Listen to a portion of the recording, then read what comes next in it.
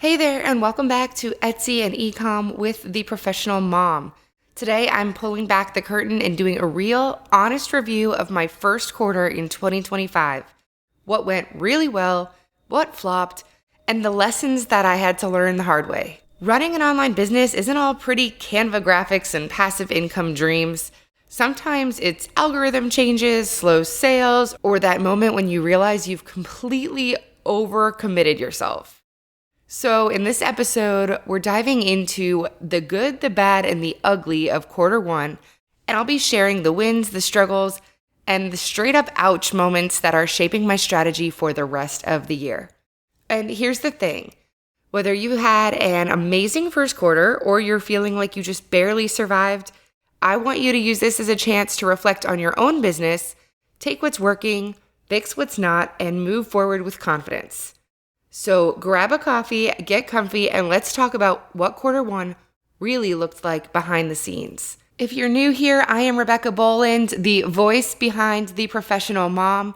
I am a former corporate finance professional and have taken to several different passive income streams to grow diversified income while becoming a mom raising two young boys and being able to work on my flex time and building my own business from the comfort of my home.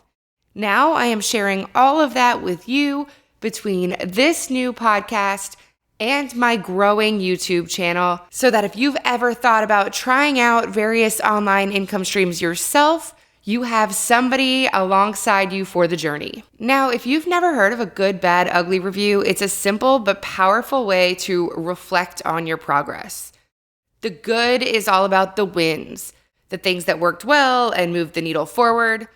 Then the bad covers the struggles and the roadblocks. What didn't quite go as planned, but it still taught us some valuable lessons. And then there's the ugly, just the really tough moments, the wake-up calls, the things that you wish you had done differently, but maybe that doesn't necessarily mean that they were horrible. So as I go through my own quarter one, I encourage you to think about your business too. What's working, what's not, and what lessons you can carry into the second quarter and beyond. So let's start with the fun part, the good. Let's jump right in and talk about the first of my two print-on-demand shops that I started in fourth quarter last year, so 2024. My two print-on-demand shops have different strategies, different niches, and different vibes overall. So even though I don't share the exact name of my shop because I don't want to skew the traffic stats on Etsy or anything like that, I will tell you that this first shop is very beachy, funny, sarcastic, and primarily focused on shirts as the main product right now. If I do a look back on the first 3 months of 2025, the good here is that I made 10 sales. And that's not huge. There are definitely gurus out there talking about how they've made $1,000 single days. But for those of you that are starting on your Etsy journey, and especially in print on demand, any sales you start to see feel like a win. So it's important to celebrate those. So for me, that looked like 10 sales in this shop. And the better thing was that 7 of them were in the last week of March. So while I did have an incredibly slow start to the beginning of the year, this last week picked up and brought in 7 new sales. A few of the good things there is that I was able to see that some of my earliest designs were the ones that were selling. So when you hear that designs can take 8, 12 weeks to potentially really get going on Etsy, that is exactly what I was seeing as well, because I didn't do most of these designs until January. So before December, I was primarily trying to stuff my shop for last minute Christmas gifts, and I did a lot of ornaments and mugs that were specifically Christmas oriented. So rolling into 2025, and I guess this transitions directly into the bad, I did not have the foresight in my shop to get moving on anything that people could be shopping for in the beginning of the year. So I had no evergreen products. I had nothing prepared for Valentine's Day. And that's why I just really didn't get any traction in the first 2 months. I started listing a lot of evergreen products at the beginning of January, and that's where just now here at the back end of March, so probably right at that 10 to 12 week mark, I am now seeing these sales from the things I posted all the way back then. Another thing that was bad in this shop is that my pricing was messy. I didn't have the best strategy, or actually I had such a good and intensive strategy that I was treating my small Etsy shop as if it was a large corporation and I had a lot of people to lean on. I would be able to change prices quickly, change marketing strategies quickly, and that's obviously not the case. So if you listen to one of my podcast episodes previously, if I've even posted it, it was just almost a rant about all of the crazy POD mistakes I was making early on. And in this particular case, I was trying to operate on the constant 50% off sales strategy to get Etsy to really show customers that big flashing badge that said sale ends soon, 50% off, and give buyers a sense of urgency. But because I wasn't going into my shop regularly, because I do have shiny object syndrome, there were a lot of days that I didn't have a sale going on in my shop at all. So that means something like a Comfort Colors t-shirt that should have been running between $25 and $30 wasn't on sale and was being marked at $50 or $60 depending on the item. And obviously, especially with low sales and low reviews as a startup store, this was absolutely not going to bring any conversions if I even got those few early eyeballs on the products. Another bad thing of first quarter is that I was willing to invest in ads because I do have a handful of products that I know should sell well. I've done the research, I've done enough behind the scenes to be very positive that if I can get them in front of customers, then they will convert. However, so far this year, I have spent about $50 on ads between January and the end of March, so over 3 months, which isn't bad, but none of those have actually converted into revenue. So that is a negative and definitely means that there's some more work to be done in ads. But again, I know that I had that money that I was willing to put out there, and I was able to get a lot of data on what things were working, what styles were showing, which of my products are at least getting more views from those ads. And it's at least helped me to find a direction to go in. So let's talk about the ugly, which essentially goes back to the relaunch of this shop. This is an old legacy Etsy shop that I had started, and I had it on vacation mode for I think at least 2 years while I went on maternity leave and had my 2 little boys, and then I've switched into digital products, so I was not in a hurry to relaunch it. But I finally relaunched it as a print-on-demand shop, which is not what it was previously. So this relaunch happened the beginning of October 2024, and it means that even though I reopened the shop, none of the products I had previously listed, because they were all handmade, were viable to relaunch. So I did have to work really hard to scale everything up, but like I said, from an ugly perspective, I was working harder, not smarter. I was just trying to batch create to get listings in time for Christmas, and I was able to get a few of those sales, but I've always been chasing the trends and 2 steps behind where I know that I should be ahead of the curve. So when I dove deep in the beginning of January and I started finding keywords, I was creating for every keyword imaginable. The ugly here is almost this positive negative, because what happened to me is that I knew I was so deep in the weeds that I had every trend in the back of my mind. I was analyzing to the depths of Etsy. I was using my Everbee tool, and every time one of the Etsy women that I love to follow posted a new piece of information or piece of content on YouTube or their podcasts, I was so excited. I was texting my best friend saying, oh my gosh, they just said that this trend is about to blow up And I created something for that 3 days ago.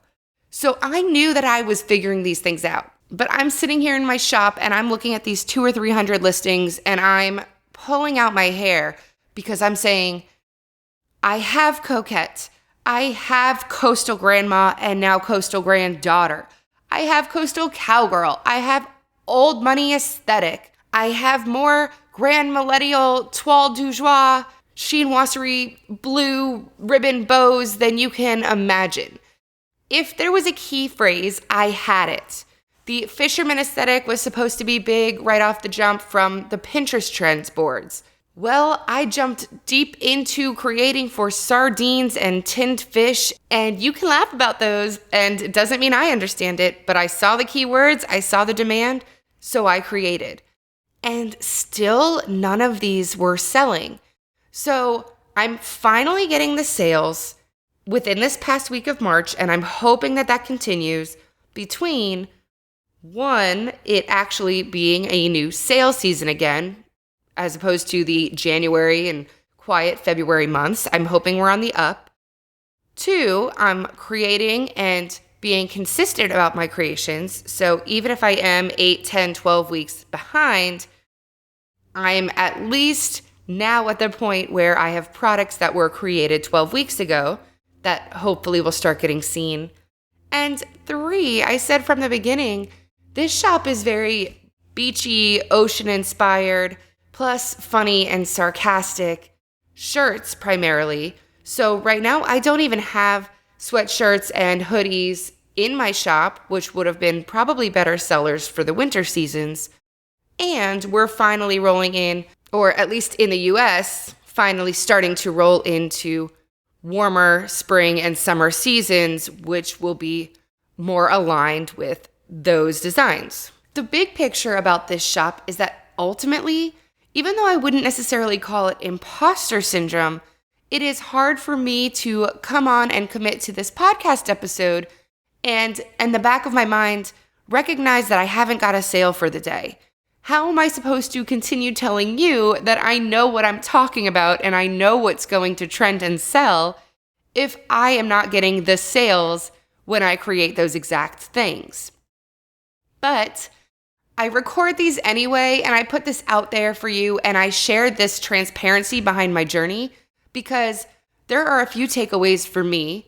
One being that I am still having so much fun with my Etsy shops, and I think that is the key. That's top priority because every day it makes it so easy for me to remain committed. And while I might not be consistent about being in the same shop and about my number of listings posted and when, I am consistent in that I wake up in the morning, bring my kids to daycare, work on my shop nonstop all day, put them to bed, and continue to work on my shop until I fall asleep. And it's because it's fun to me. But another lesson is that it does take time, and the research might be accurate, but you still have to put in the work. I know that my keywords are strong, but I also know that there's a lot that I have left to learn about design and creating for different styles. I also have recognized that I have one or two go-to styles, but if you follow some of the other big names on YouTube, like Cassie Johnson, who I love to watch, she says if you find a niche, you should be creating 8 to 12 designs to compete against that immediately. And I'll sit down, I'll create 2 or 3, feel really excited that I have something in mind that I know is selling now. And then I'll either forget to create another handful, another 7, 8, 9, or even worse, half the time I will not end up listing them very quickly because I'll wait until there's a bigger batch to post, or I'll rethink about my design or reanalyze whether it's any good. And the more and more my lesson here that I am sharing with you, because we are going to learn it and stay true to it together, is that you should not overanalyze your designs. And no matter how perfect or imperfect it is, you don't know if it's going to sell until it's out there. And honestly, for 20 cents an Etsy listing for something that may or may not sell, that is the lowest risk you're going to get eyes on a product in most marketplaces. especially if you were going to have to drive your own traffic to your own website. So even if it's ugly, just put it out there. And then honestly, even if something like a typo or something was on it, half the time a customer who was interested in the product will message you about it and say, hey, I loved this, but I noticed it was incorrect. Will it be printed correctly? And that gives you the opportunity to say, A, somebody likes it. B, absolutely, it's fixed. Thanks so much. Here's 10% off. Please purchase right now. So with this shop, I'm going to spend the second quarter focusing largely on group shirts and vacation tees. I had already branched out into cruise shirts, and I'm creating group listings out of them. And I am going to really try to stay focused on creating consistently within smaller sub-niches at a time and batching them to the degree that I batch them and then instantly launch them. Right after this, I will be putting together another podcast episode talking about specifics for quarter two goal setting, so I won't get into all of the details here. But I do like to make sure that after you do an analysis of your shop, like a good, bad, ugly, you give yourself some key takeaways, whether they are action items or specific goals. So in this case, I can look back at what I've done, what I didn't do, what was bad, what was messy, and I can commit to myself that for the next 30 days, the month ahead, and then the next 90 days through the end of June for the quarter, I have a clear roadmap or at least a clear goal so that I can outline a roadmap that gets me there. Now let's talk about my second POD shop that was started in November last year. This one was started honestly because I was thinking that my vacation mode shop I just discussed with you was being stifled in the Etsy algorithm after being on vacation mode. There were tons of listings that I put up that I know should have been trending, that I know should have been making sales, and I was just convinced that it would be easier to start a new shop than to try to revamp one that had been shut for multiple years. But since I was opening a new one anyway, I also used it as an opportunity to launch into a different niche. So this other shop is much more sentimental, much more giftable, and much more in the life milestone niche, even though I am still trying out a few different things there as well. This shop, I have decided to focus on more coffee mugs as my primary cornerstone product because they lend themselves more to giftables. Plus, I've got the first shop that I was working on shirts and apparel, so I thought, let me try something else in this one. So the good for this shop is that in the past quarter, I made 8 sales. And again, that is not a lot to write home about. And my first shop made 10 sales. This one made 8. You can see that it's taken 3 months for me to even get these first 8 sales. This is, of course, completely organic. I don't have friends, family, social media that know about this shop. It is just truly putting designs on products that I think should sell and launching them. With those 8 sales, 7 of them went to a single customer the last week of March. So similarly to my first shop, this one has had not a lot of traction, and all of a sudden this last week of March picked up and got in front of a customer who bought 7 different shirts. I did say I started with shirts in this store, so even though I am trying to change my cornerstone, those listings were the ones that were 10 to 12 weeks back. So I did see a lot of the same time lag as with the first shop. But the awesome thing is that this one customer loved all of those items so much that she went through and gave each one of them a 5-star review. So that one buyer was able to get me my first 7 5-star reviews. And suddenly I have this nice batch of small but growing social proof in my brand new shop. The bad is that my ad spend is definitely not escalating traffic as desired. Again, I was willing to put a little bit of money out there just to try and get my products in front of people and get some early sales, even if I had to pay for them. And I am currently willing to spend $25 a day on Etsy ads with 50 listings that are included in that. And in the entire month of March, I only spent $2 total. Total. So even if you are willing to put in some money behind the scenes, I do think that some of the listings have to have some level of traction for it to really make sense or to really benefit you. Like my other shop, I also bounced around so much that I was not consistently listing in this shop in late December, early January. So that's just bad on my part of focus and kind of commitment to it. But let me tell you, I have to talk about this shop essentially mostly in the realm of the ugly, because in order to quickly launch this shop, I bulk uploaded a few hundred listings with commercial use POD rights that I did purchase from other sellers. So I know that I have the rights to sell these designs. However, because I was working to bulk upload, I mix and matched some niches, and I'm only now noticing that a large handful of the products were not even listed accurately. Not only were they not optimized, but they truly were not accurate. So, for example, several of my products, we're talking at least 200 or 300 of my first 400 products, I'm now noticing either didn't use all 13 tags, some didn't have completed titles, so they simply said short phrase, comfort color shirt, and we're missing more than half the character opportunities. And many of them were tagged completely incorrectly because I mix and matched a couple of niches together.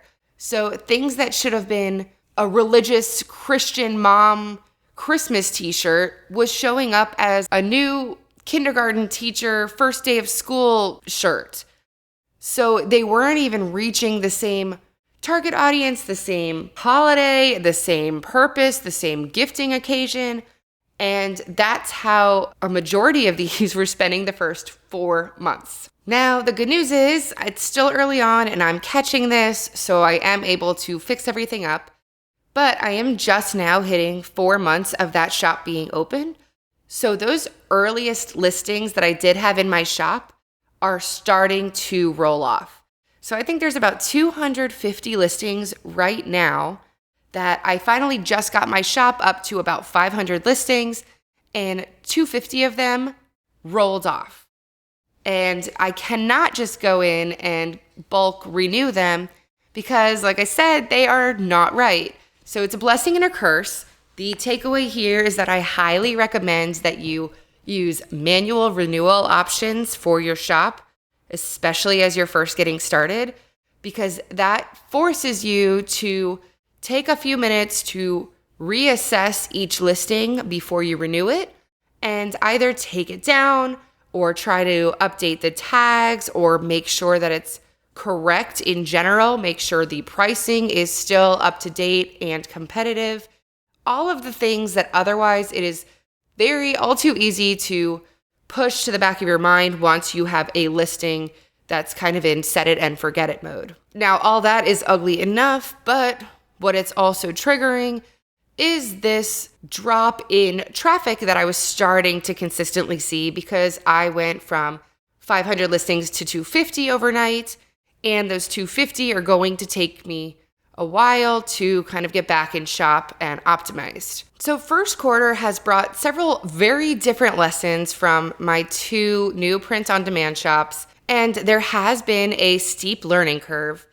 And while we do tend to want instant traffic, there have also been plenty of days that I have said, thank goodness I did not get a sale on X, Y, or Z because they were priced completely inaccurately, because I forgot a 0 at the end of a digit. There are all these little things that pop up and actually save us from ourselves if we are trying to move too fast.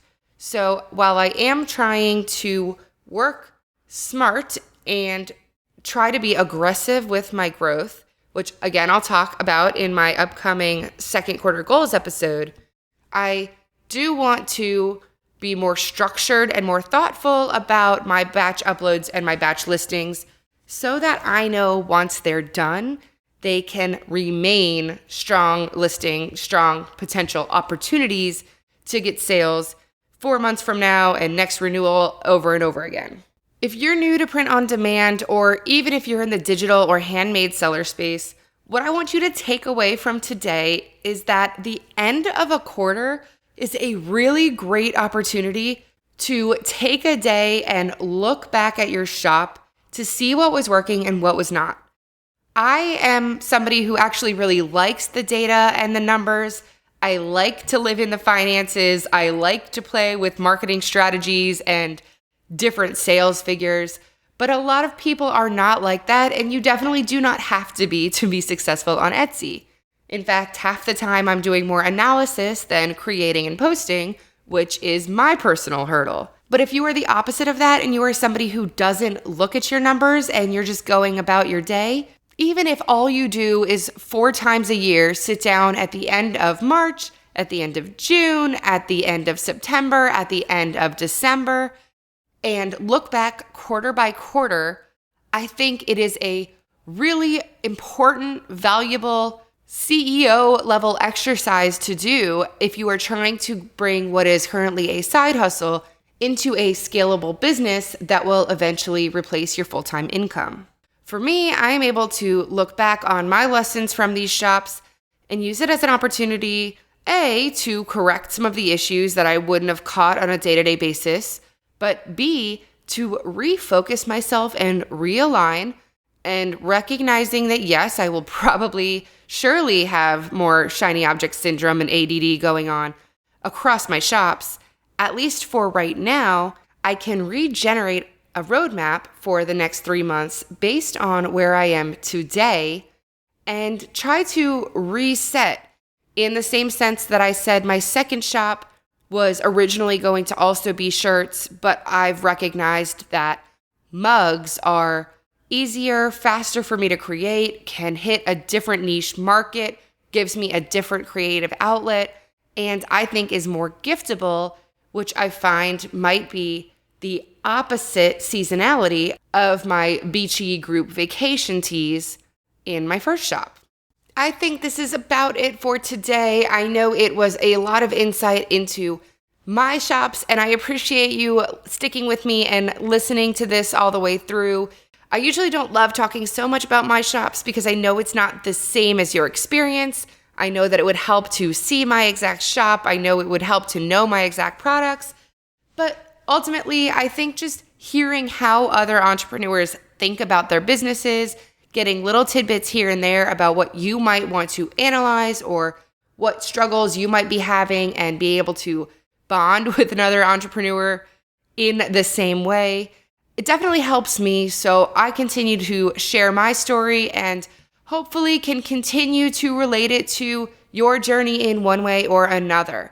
I am curious to know if you have done a good, bad, ugly analysis for your shop, or if you have a different technique that you like to review at the end of every month or every quarter. So as always, I am going to have my contact information in the show notes below, and I would love for you to DM me, say hi. I am still getting better about being on social media, but every time I see that even just one person has listened to an episode, it really makes me feel positive and excited that some of these words are getting into somebody's ears and hopefully meeting them exactly where they needed a friend at this exact step in their Etsy journey as well. So if you are new here, if you haven't already subscribed or left a review, it would mean a lot to me to help my little fledgling podcast grow. And until next time, thank you so much for listening. Goodbye.